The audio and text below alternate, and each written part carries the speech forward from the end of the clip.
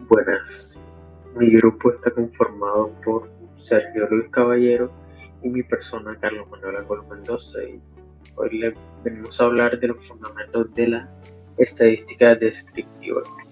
Entonces, definición e importancia. Digamos que la estadística descriptiva es una rama de la estadística y parte de la matemática, la cual recopila datos, los organiza, y les da y los caracteriza para que puedan ser analizados, y de ellos extraer una información la cual servirá según lo que se esté investigando, según el fenómeno que se esté investigando. Como por ejemplo, la edad de una población, la altura de los estudiantes de una escuela y la temperatura en los meses de verano. Sobre la importancia de la estadística, no solamente sirve en las matemáticas, sino también en la vida diaria, en las empresas, porque nos ayuda a predecir de alguna u otra forma lo que va a suceder, y eso nos ayuda a nosotros a organizar incluso nuestra vida, nuestros quehaceres, organizarla de mejor manera, al igual que es una herramienta importante para las investigaciones y los desarrollos de las empresas para ver qué es lo que se espera a futuro, y así poder sacar conclusiones al respecto. Ahora, elementos. En los elementos están primero, las variables, que son el conjunto de características que se extraen de cada uno de los individuos que se toman para la muestra en la investigación. Es decir, son características que asumen valores distintos. En este caso hay un ejemplo cuantitativo, en el que cada edad de cada individuo va cambiando porque son diferentes. Entonces tomemos esos números que están a la derecha como las variables, y pues se le llama observaciones al conjunto de individuos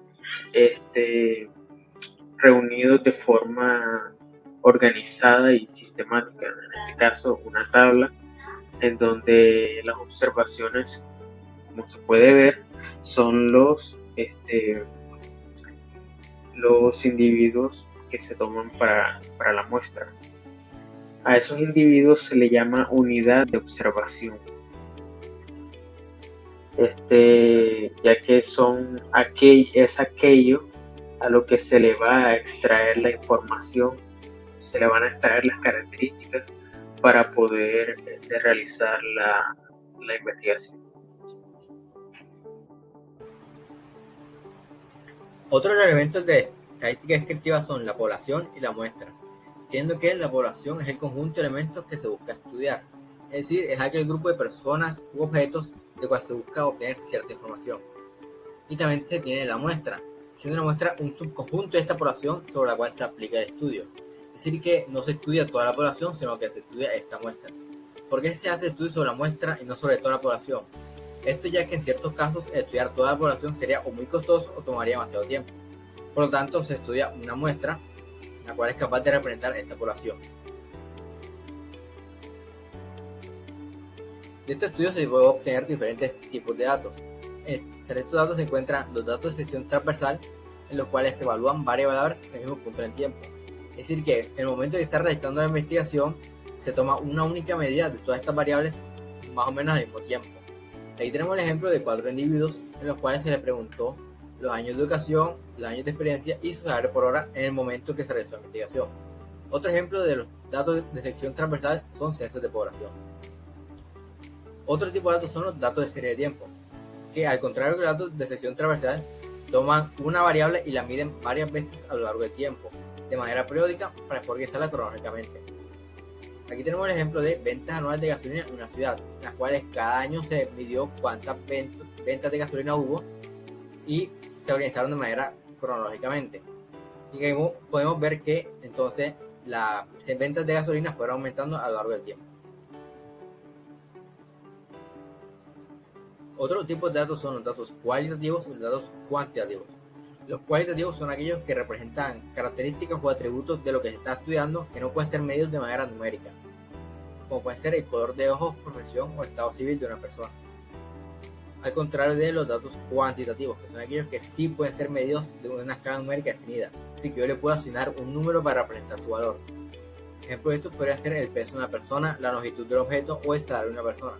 Otro ejemplo de esto también son el número de hijos de una familia o el número de personas en un salón de clases. Para estos datos existen las escalas de medición, que son el conjunto de posibles valores que cierta variable puede tomar. Y estas escalas de medición permiten organizar los datos obtenidos en una investigación. Existen 4 tipos de escala de medición, donde están la escala nominal y ordinal, las cuales toman datos cualitativos, y la escala de intervalos y de razón, las cuales toman datos cuantitativos. Entonces tenemos que las escalas nominales son aquellas en las que los datos se clasifican en 2 más categorías mutuamente excluyentes.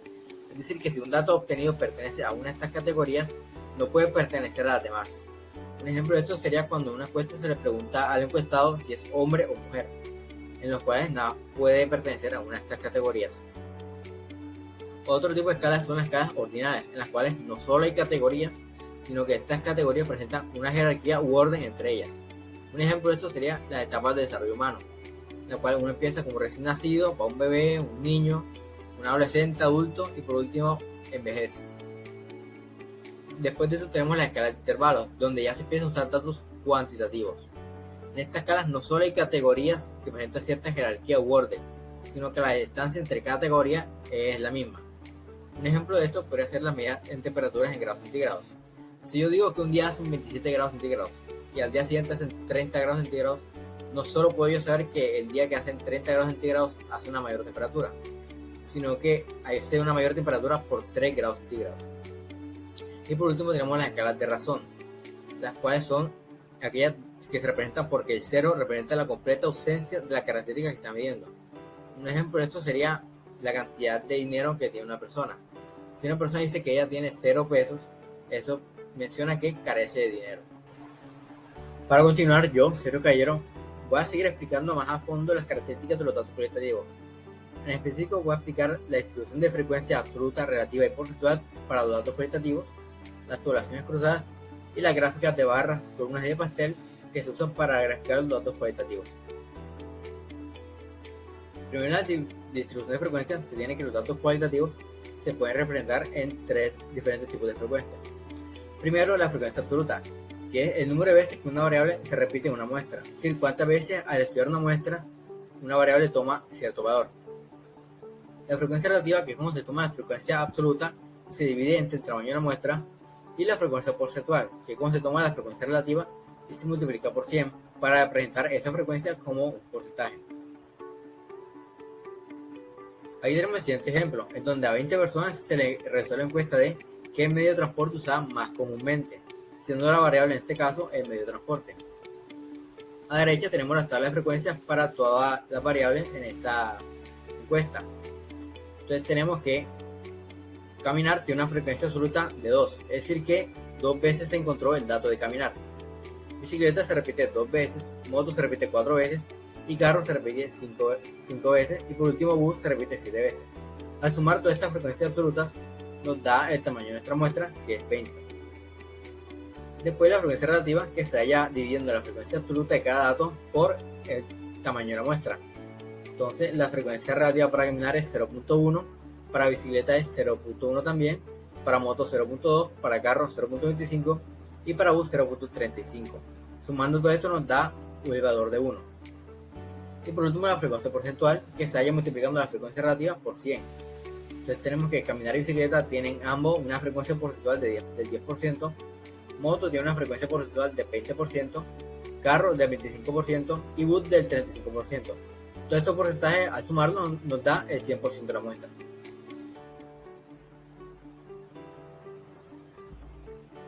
A continuación tenemos las tabulaciones cruzadas, que son un tipo de tabla en la que se relacionan dos variables, generalmente una variable cualitativa y otra cuantitativa, lo cual permite analizar con mayor facilidad la relación entre estas variables, además de determinar si son relacionables estas variables y resumir la cantidad de datos mostrados y estructurarlos de mejor manera.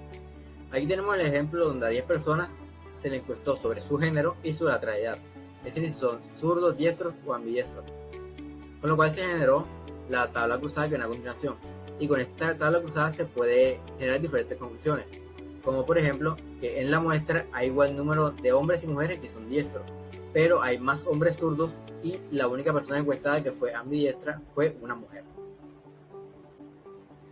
Y ya para finalizar tenemos las diferentes gráficas que se pueden usar para representar los datos cualitativos.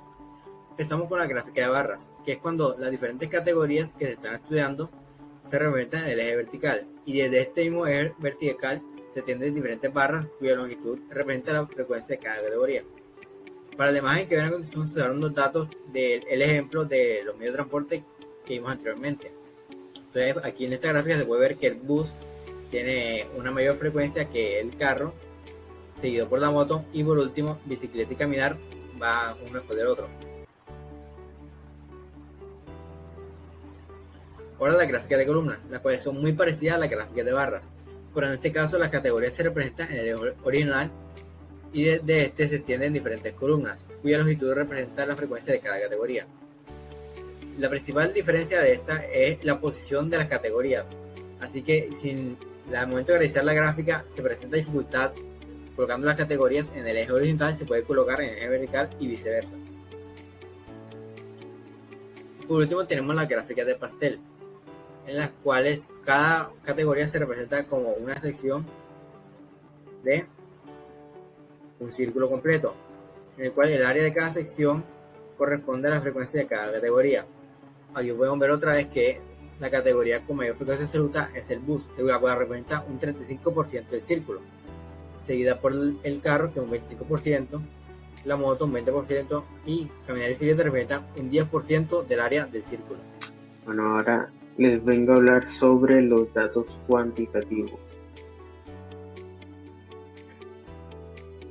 La distribución de frecuencias para los datos cuantitativos tienen la misma estructura que la cualitativa, la misma definición, como les mencionaba mi compañero Sergio, pero aquí en la cuantitativa la frecuencia absoluta pasa de ser lo que les mencionó anteriormente a ahora se convierte en la cantidad de observaciones que pertenecen a cada grupo.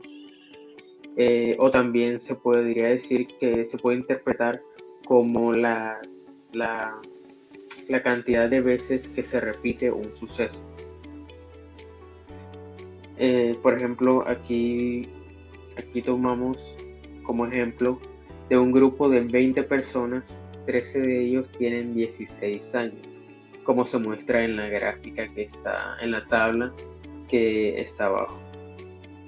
La frecuencia relativa se puede calcular tomando el número de frecuencia absoluta sobre el número de datos. En este caso, la frecuencia absoluta para la primera edad, que son 16, la frecuencia absoluta es 13. El 13 se divide sobre el número total de datos y nos da 0.65. Ahora, la frecuencia porcentual es simplemente sacarle el porcentaje a esa frecuencia relativa, es decir, tomar el valor que nos dio en la frecuencia relativa y multiplicarlo por 100%, lo cual nos dará un 65%. Entonces, el 65% de esa población tiene 16 años.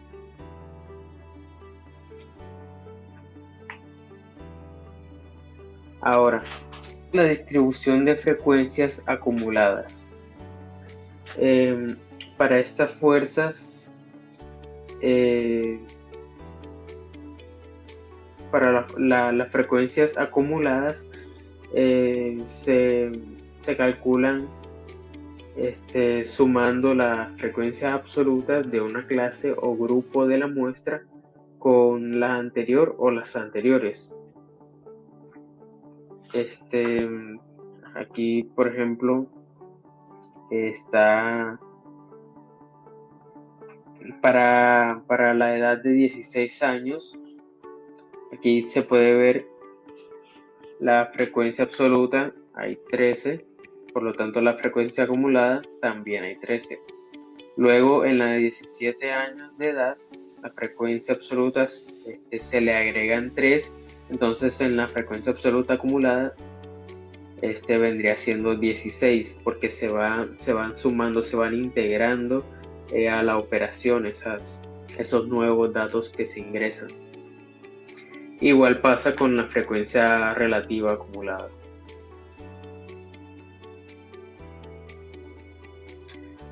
Ahora empezamos con los gráficos. En la gráfica de puntos se usan varios puntos para trazar los datos a lo largo de un eje ordinal y mostrar datos cuantitativos de una forma organizada.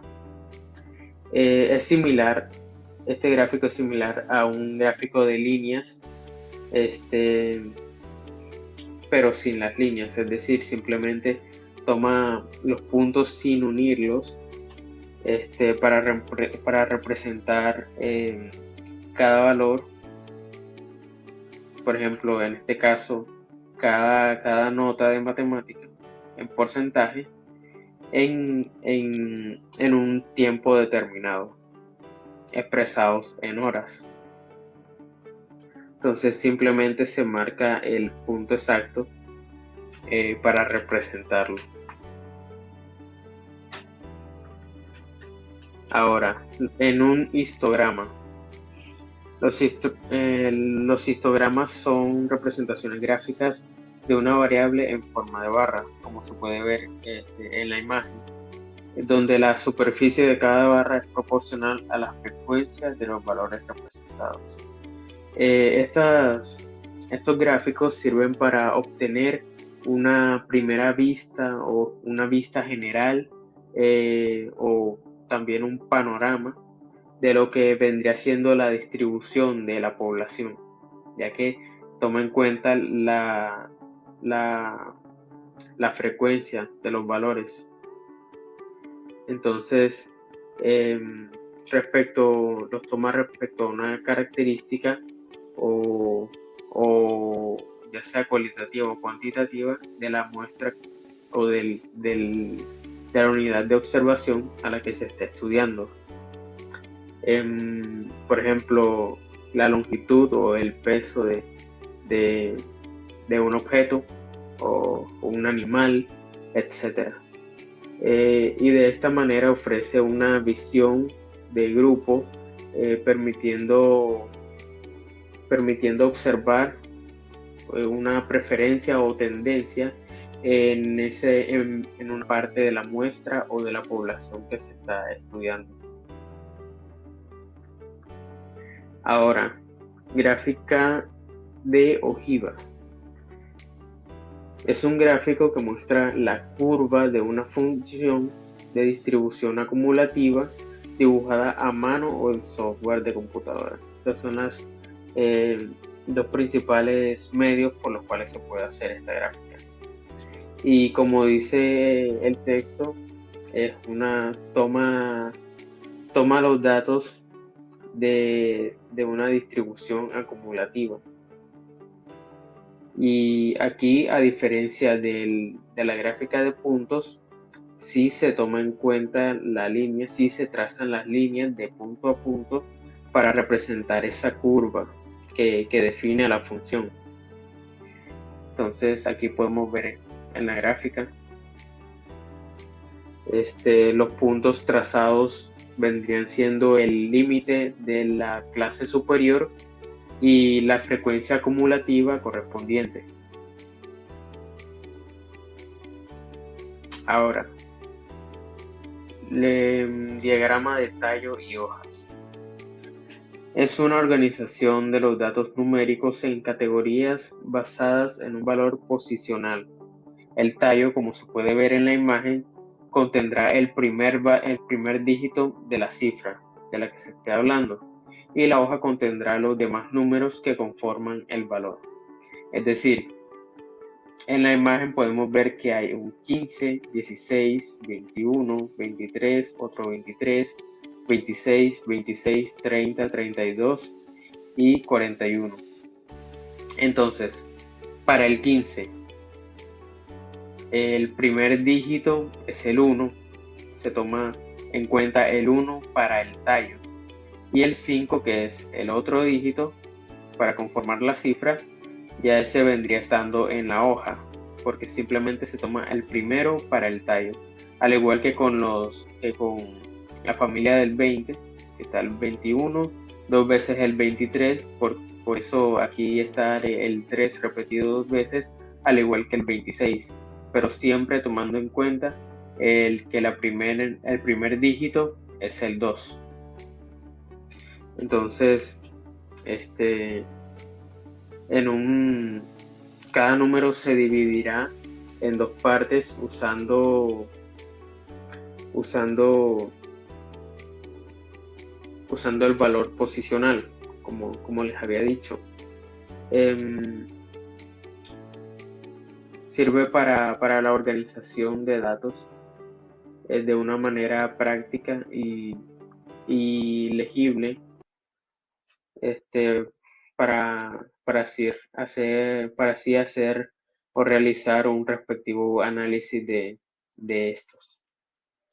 Entonces, esto sería todo. Muchas gracias por su atención.